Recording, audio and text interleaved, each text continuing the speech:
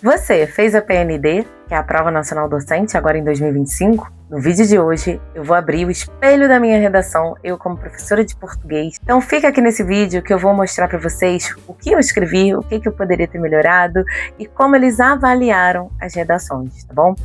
Seja muito bem-vindo ao canal Mergulhando em Letras. Eu sou Renata Cunha, sou professora de português e redação. E no vídeo de hoje, como eu disse, eu vou abrir um pouquinho da minha intimidade. E como professora de português, dá um nervosinho, confesso, tá? Saber que a minha redação será avaliada.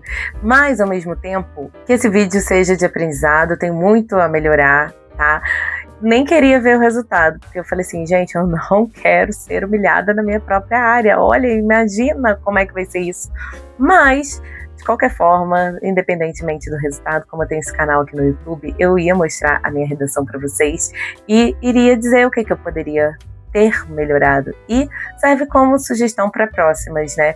Já que a PND terá todo ano. Então, sem mais delongas, não esqueça de compartilhar esse vídeo, se inscrever aqui no canal e deixar seu comentário. Como você foi na redação do PND? Você fez? Bom, vou ler a proposta aqui para vocês. Lembrando que o tema da redação era sobre idadismo, tá? Eu não sabia nada sobre este tema e eu vou ler os textos de apoio, né? Para elucidar aí o nosso pensamento. Texto 1. A natureza do idadismo. Dizia o seguinte: o idadismo refere-se aos estereótipos, como pensamos, aos preconceitos, como nos sentimos, e à discriminação, como agimos, direcionados às pessoas com base em sua idade. Pode ser institucional, interpessoal e autodirecionado. O idadismo institucional refere-se às leis, às regras, às normas sociais, às políticas e às práticas de instituições que restringem injustamente oportunidades e sistematicamente desfavorecem indivíduos devido à sua idade. O idadismo interpessoal surge nas interações entre dois ou mais indivíduos, enquanto o idadismo autodirecionado ocorre quando é internalizado e voltado contra si mesmo.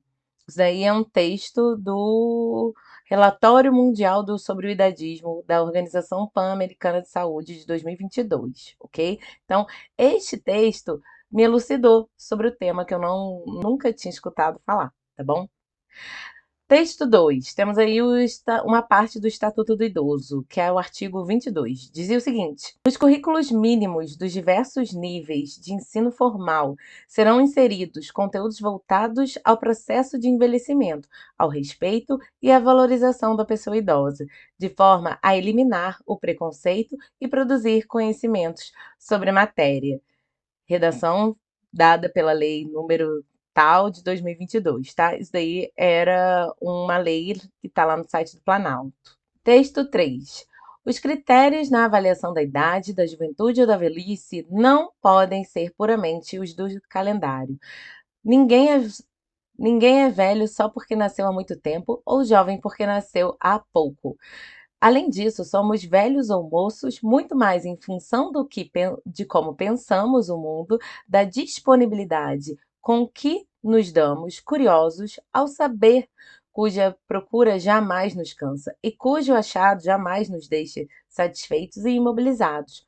Somos moços ou velhos, muito mais em função da vivacidade e da esperança com que estamos sempre prontos a começar tudo de novo. Se o que fizemos continua a encarnar sonho nosso, sonho eticamente válido e politicamente necessário. Somos velhos ou moços muito mais em função de nos inclinarmos ou não a aceitar a mudança como sinal de vida e não a paralisação de sinal de morte. E aí, o que dizia a proposta? Vamos lá. Em uma reunião pedagógica, os professores, motivados pela lei tal e pelos recorrentes discursos idadistas na escola, planejam atividades didáticas que abordem esse tema em seus planos de aula. Com base na situação problema, ou seja, isso daí que ele acabou de dizer, que eu acabei de ler, e na leitura dos textos motivadores, elabore um texto dissertativo argumentativo que, respeitando os direitos humanos, 1. Discuta sobre o idadismo como desafio social e educacional no Brasil. 2. Aborde os efeitos das diferenças geracionais nas relações estabelecidas no contexto escolar. 3. Apresente ao menos uma proposta de atividades para combater o idadismo e promover a integração intergeracional na escola. Através desses textos de apoio, o que eu pensei? Logo me veio à cabeça o filme O Estagiário, porque é um texto dissertativo argumentativo, ou seja, eu tenho que dar a minha opinião, tá? E eu tenho que dar argumentos que embasem a minha opinião, a minha tese, beleza? E como eu faço isso?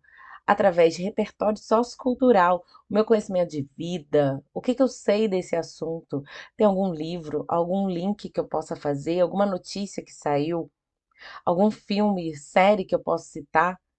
Eu tenho qual repertório sociocultural para falar do idadismo?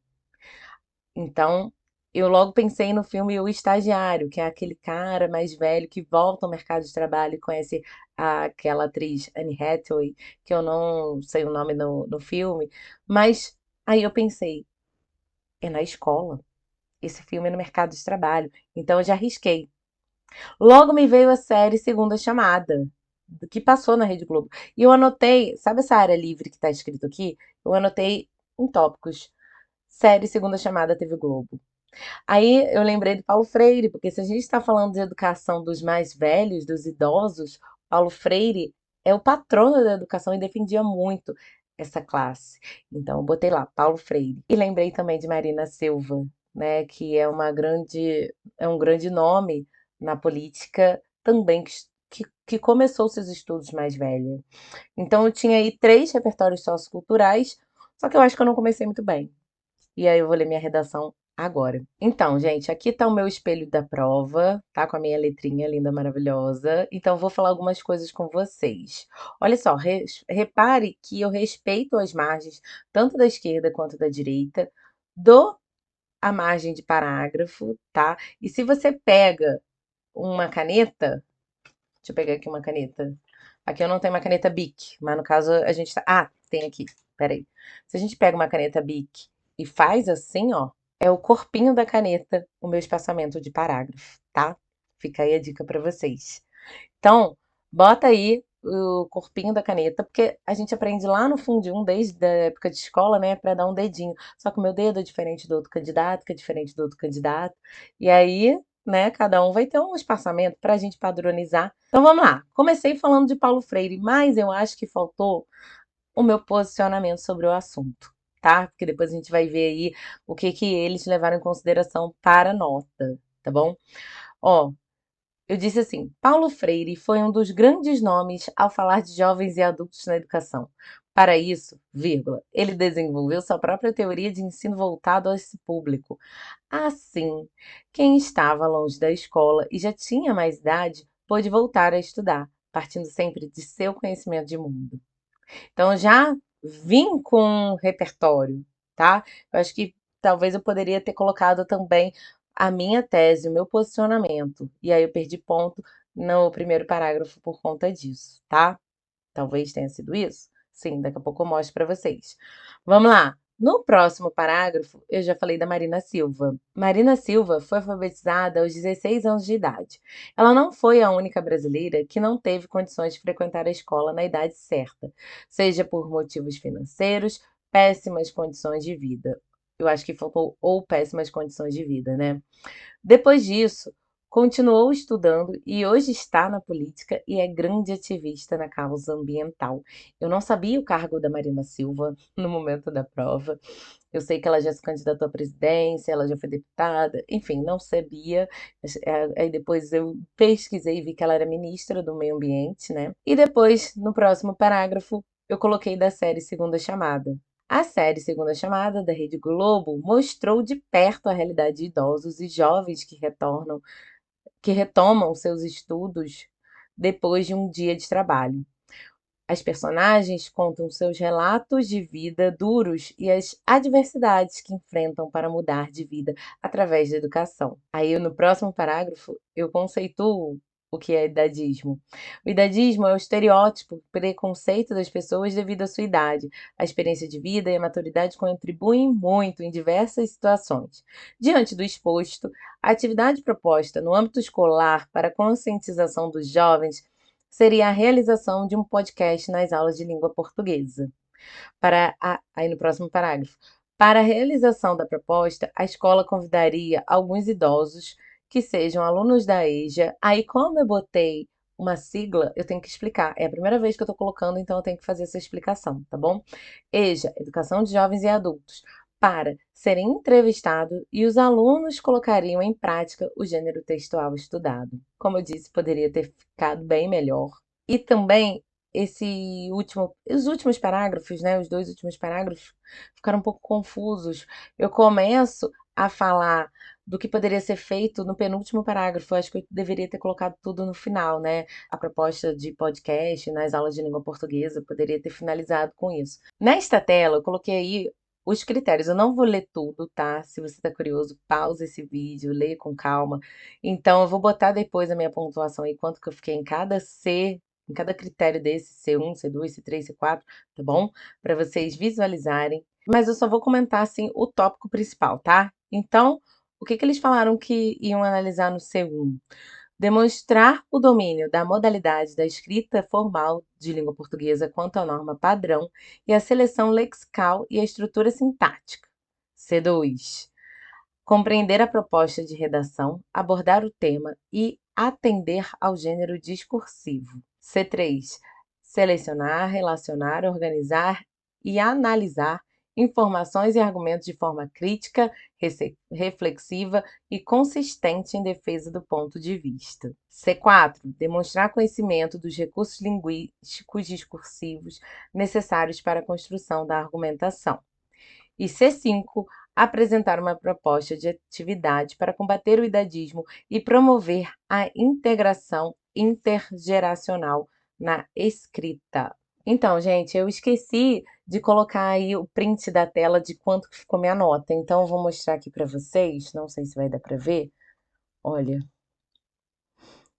eu fiquei com 8 no total, tá? Opa, peraí, deixa eu vir para cá. É porque eu tô gravando com a webcam.